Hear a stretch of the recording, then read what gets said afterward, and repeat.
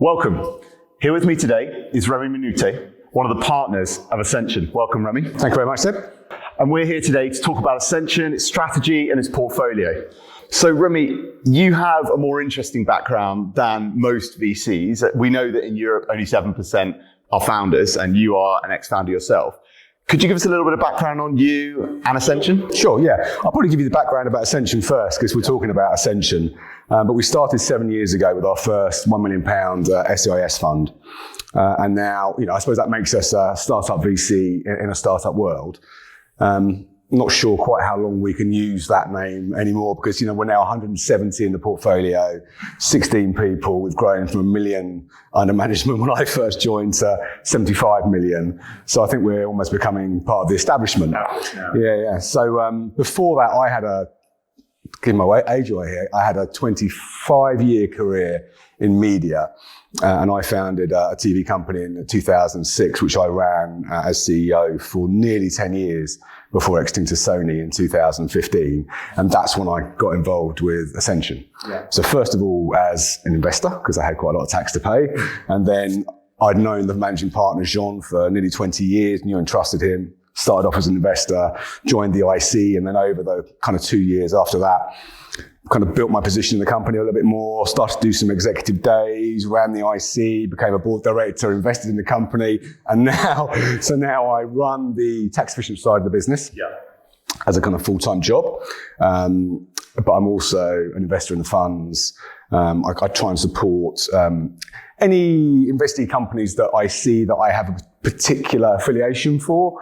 I'll invest as an angel as well. So I'm investing in funds as an angel investor, a board director, and the partner with responsibility for all of the tax efficient funds. So that's the blended SEIS fund and the EIS fund. Yeah. And Jean, my partner, he runs the institutional side of the business. And also really interesting how you're angel investing alongside it. I mean, people often invest in funds, but doing that means you've got quite a lot of skin in the game, right? Yeah, I think it's really important. It's a good point. I always invest in our funds because I believe as the fund manager for those funds, people need to look at the whites of my eyes and say, he's got skin in the game. But also because we see, nearly 3,000 decks a year, which we're filtering down to about 20 investments. By the time we get to those 20, there's usually one or two each year that I feel I can contribute to or have a particular knowledge for or something I just really like. So every year I try and do 2 or 3 investments as a kind of angel, but I do it through Ascension. So all my angel investing goes through Ascension, just to be clear. And so looking at the tax efficient side of the business in particular, the EIS and the SEIS, and we're really here to talk about the EIS today. What is the model, the stage, the sector focus that you guys have? Yeah, so interesting. So we started off as a digital media focused business in 15, but as we've grown, we've started to get expertise in other verticals. So now really there's about 6 or 7 verticals that we specialize in, from media all the way through to fintech with health, pharma, property in between. And the reason we've got some more kind of deep sector experience is because we've got a kind of network of venture partners who all bought into the business 3 or 4 years ago. And all of these guys have had multiple exits, $100 million, $1 billion exits in particular verticals like software or travel or gaming, and we can rely on them, A, for deal flow, but B, also to help us, understand better, what reasons to invest in these businesses. So now we've got a kind of 7 or 8 different kind of verticals that we invest in. Yeah. Oh, that's really interesting. And obviously at the early stage, there's lots of companies and VCs are constantly filtering them, but increasingly companies are thinking very carefully about what VCs they work with. So what is it that Ascension does differently to other early stage VCs? And I guess it could be articulated in some ways as, why would your portfolio say that they choose Ascension? Yeah, good question. I think there are 2 main USPs that we like to talk about. The first one is that we are made up of either founders or exited founders and operators. So really, I think that kind of puts us apart a little bit from the other VC crowd. Secondly, we put the founder really at the center of everything that we do. And that's from, before we invest in them right through to after we invest in them and they've gone on to Series A.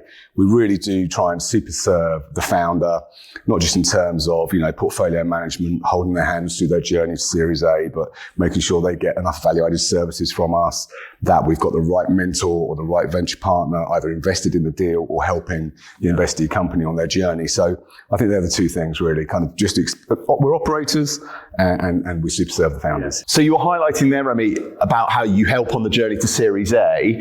With the EIS in particular, what is your focus? It's seed stage, right? And what does seed stage mean for you guys? Yeah, I suppose seed stage can mean something different to lots of people, but to us, it's very easy to define what is seed because it's not pre-seed, because we have a pre-seed fund. Yeah. So we do have a framework that we apply to our EIS, to our seed fund. And that really is looking at businesses that have an established team, an established product. They have revenue, so monthly revenue, they have demonstrably growing revenue and a big pipeline. So that we have a framework within which to invest. And actually the most difficult thing is to say no to people who don't fit that framework, because often lots of people think that EIS funds invest in a wide range of businesses, but we have a very specific framework. So looking to beyond the funding, Ascension obviously has a big platform. As you said, you've got over 150 portfolio companies. What do you do to practically help the companies succeed? Yeah, sure. So we have a dedicated portfolio manager whose job really it is to get as close to the founders as possible and to understand what their challenges are and to make sure that Ascension, either directly through Ascension or through Ascension's wider network, we can help and we can contribute to their journey and make their lives easier. So whether that be, just understanding particular challenges in their business and matching them to mentors or to venture partners, or to help them with their future funding rounds by introducing them to downstream VCs, we are very, very good at that. We also have a kind of a package of value-added services that we offer to founders as soon as they come onto the Ascension platform. We give that kind of a value of about $250,000 a year, which is things like AWS credits and discounts with with lawyers, etc., and accountants. But I think really the core of Ascension's value add is around the people. Yeah. And so we do have this, 30 odd strong network of mentors, 16 strong network of venture partners. And obviously they've got their networks, and a good example of how we've used that network in the past. If I take a business like Percent, which is one of our EIS businesses, that's a business that we backed way back in 2015 with their first, I think we were their first and only SEIS investor.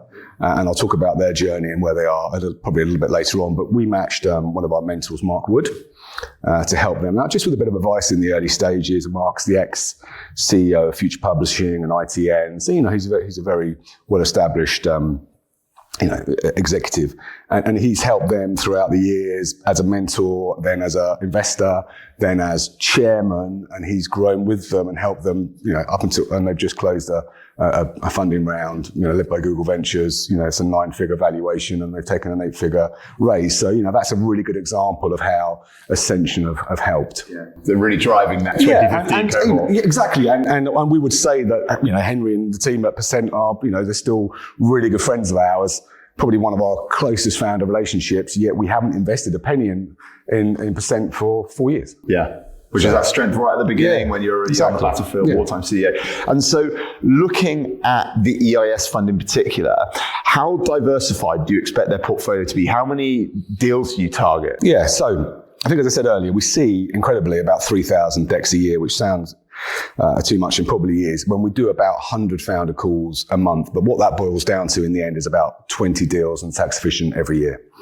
And that would be, a portfolio of 10 to 12 in our SEIS blended fund and a portfolio of 6 to 8 in the EIS fund. And we try and give, a broad and balanced portfolio. So obviously we talk about sectors, we talk about, we consider sectors, we consider stage.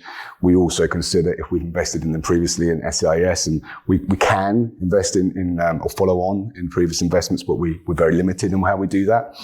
And to date, that's been a very good model, and the EIS fund has performed very well. If you look at it vis-a-vis its peers in the industry. It's up there, one of the top, if not in the top 3, right? So I think the EIS funds, if you look at our recent tax efficient review, I think we scored really well, and we're really happy with our 86.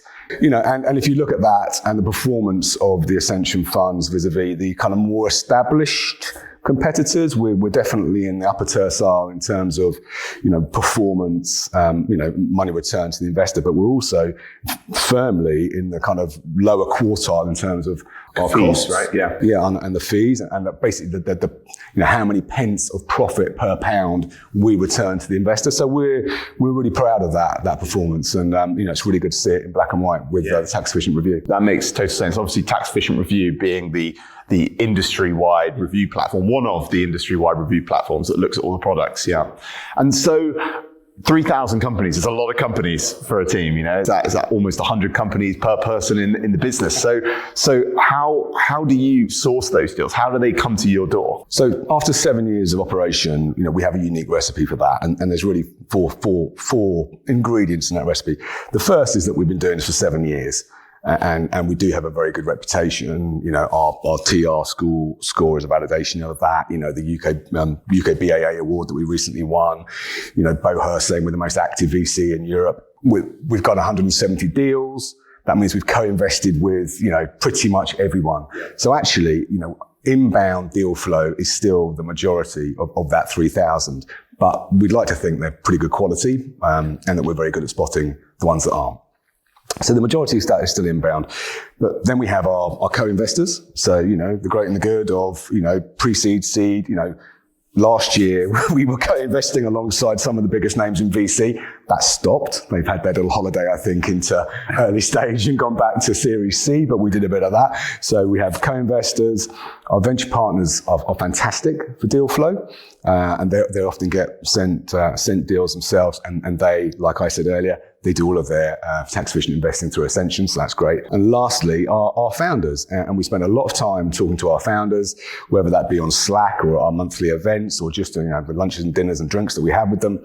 And they generate a lot of deal flow for us. Yeah. And recently we've invested in 2 companies that were introduced to us by the founder of one of our investee companies, Zigzag, which is another company which has recently exited. And Funny story there. The founders of Zigzag are actually invested back into our funds about 3 times more than we ever put into them. That is huge validation, isn't it? When you have an exit and they decide to put some of the money back into the fund. You talked about winning the UK BAA Seed Fund of the Year. Maybe why don't we pick up on that? So what was that award and what was it for? And what was it?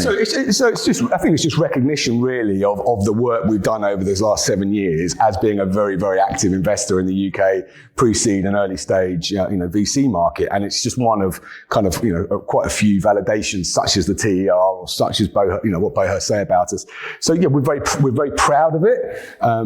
But really I think it's just a validation of our hard work over the last 7 years and maybe a bit about our success as well. Yeah, no, that's great. And so when you're looking at those companies, one of the things you said was, we think we know what good looks like and what good doesn't look like in that 3,000. So in those companies, what is it that helps you build conviction? What are the core characteristics of the companies that you end up going on to invest in? Okay, so I don't want to simplify this too much. I'm not saying it's overly complicated, but I don't want to simplify it by saying it's majority team. Yeah. So at the stage in which we invest, which is pre-seed and early stage seed, team makes up the majority of the reasons why we get conviction or not on a business. We want to see a very balanced co-founding team with very kind of specific and complementary skills. We want to see that they've got very deep sector experience or they've got a lived experience of the problem. And we're really looking for kind of this unique blend where the skills and experience of those founders kind of uniquely position them to deliver on the opportunity. And of course, we look for lots of other things like, product and IP and defensibility and routes to market and all those things. But I'd be lying if I said the majority of it wasn't the team. And I think after having looked at, thousands and thousands of decks and done thousands and thousands of founder calls, we are getting to the point now where we can smell pretty quickly whether it's a good team or not. Yeah, that's a powerful place to be. And so looking at the EIS fund since it's performed, obviously we talked about some of the businesses that you guys have invested in and seen on, but how has it actually performed in multiple terms since it started, and what are you most excited about in terms of investments? So I'm really happy to say that all of our funds are doing very well. I mean, some of our earlier funds are trading at 5.5, 3.5 times. That times multiple invested capital. Yeah, that's net of fees and net of any tax relief as well. So and our EIS funds are trading at kind of 1.7 to 2.5 times. There are some great businesses in those portfolios. We've already had exits from those portfolios. So Zigzag was one of the businesses I mentioned earlier, where we've had a really good relationship with the founder. That's a business from our 17 portfolio, and that exited in 2021. To a very large global duty-free firm, it's a logistics business. Yeah, Global Blue. Global Blue, well done. Yeah, you know more than me. And that returned 6 times. And then some of the businesses we have in there, I mean, I could talk about lots of them. One I particularly like at the moment has had some great news is Her, which is it's a female founder, Victoria. And that's another great deal, which, really emphasizes the Ascension kind of platform and network. It was an introduction from Oxwash, which is another one of our EIS investee companies. So it was a personal recommendation from the founder of Oxwash, because they were supplying Her, HURR, which is a kind of a platform where you can rent designer dresses, handbags, and shoes. And they do that on a B2C basis. So they've got, a direct-to-consumer marketplace where you have lenders and borrowers, but they also have a B2B side of the business. So they're supporting brands like Selfridges.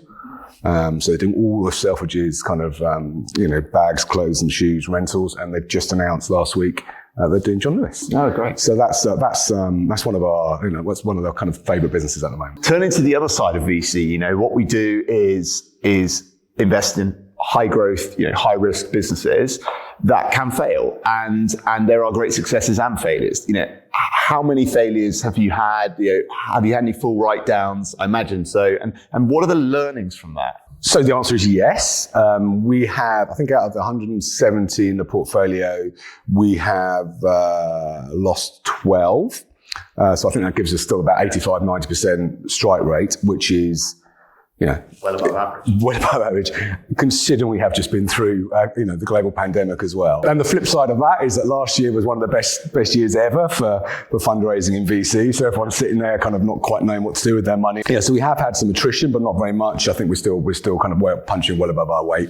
And, and we do, I think our model of investing in, companies with strong founders, and these are founders who are able to roll their sleeves up. They're able to bootstrap if needed. They're businesses that have, low capex. They can weather storms, and they can also pivot. Yeah. So, an example of that would be Feast It, which is a platform for connecting. I mean, it started off as connecting food trucks to party planners. Now they're pretty much providing kind of all the F&B for the majority of weddings and corporate parties in the UK. But, that business went from a very good monthly revenue performance to virtually nothing in the pandemic because all the parties were stopped. So those guys, because they are who they are, they rolled up their sleeves. They rented a house over in, I think it was Kidderminster. And they all lived there together. You know this story. Yes, so they all moved in and isolated in this house in Kidderminster, and they pivoted from a platform that was providing services to events to doing virtual events. And they weathered the storm and they came out the other side, and it's probably one of our standout performance businesses in the EIS fund at the moment. They're going gangbusters. And you talked about 2021, and as we know, 2021 for venture capital was a rocker of a year. It really was unprecedented actually in history with the amount of capital deployed, the valuations that companies were receiving. Since the beginning of 2022, the public markets have dropped. Late stage venture capital has compressed in valuations because it's often compared, but early stage is a little bit different. It's got a bit of a lag with the late stage market. And against that backdrop, have you seen any significant valuation adjustments in the portfolio?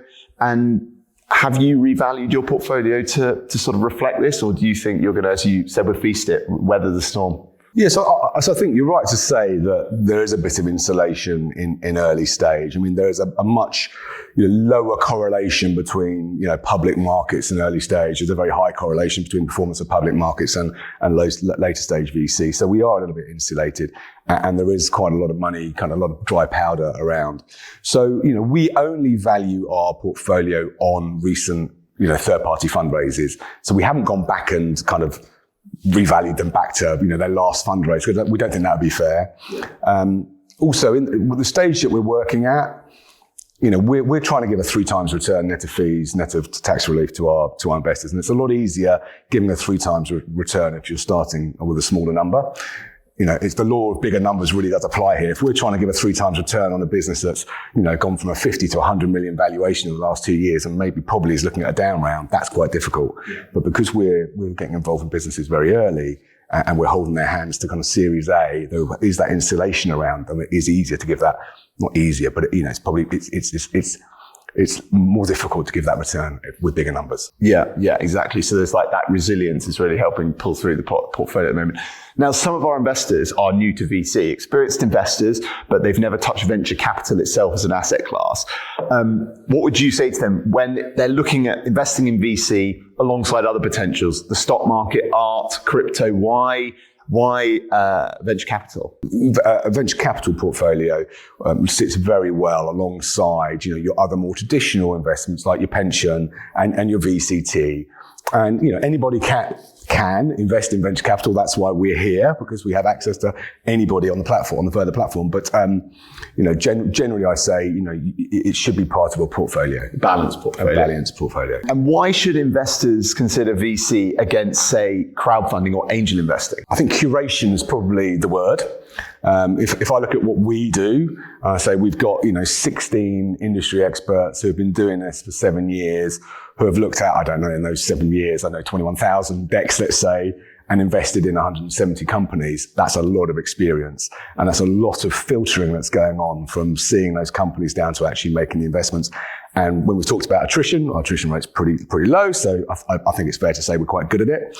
So that's what I call curation, and I think that's infinitely more attractive than stock picking on a platform or a crowdfunding platform and trying to identify whether that's a good business or not yourself. I don't want to be patronising to the consumer, but that's what we do. Great, Remy. That's been really interesting insight. Just to round up, then, why would you say, in sort of a very quick line, people should invest in an EIS fund, your EIS fund, and Ascension in particular? Okay, so I'll answer why Ascension first, and I think a lot of our chat probably underpins what I'm going to say. Is we're very experienced. We've been doing this for 7 years. We've seen a huge amount of decks and companies, and we've invested in very few. And of those few we have invested in, they've all done very well. So I'd say that's why you should invest via Ascension. Why EIS? I mean, it's a very exciting area to be in, because you're investing in companies at a certain stage of their development, and there's a lot of room to growth. But obviously there is also the tax efficient element of investing in the EIS, whereby, assuming you do pay UK tax and assuming you pay enough, you can claim up to 30% of that tax back against your tax return. And then clearly there are other advantages down the line should things go well, in terms of you don't pay CGT if you held the shares for 3 years. And if things don't go too well, you can write off some of those losses against CGT and against income tax. Great. Thanks so much, Remy. If you've liked what you've heard, you can find more about this investment opportunity on the fund page for Ascension right here. And if you've got any questions, then use the live chat or the email function to get in touch with us. Thanks.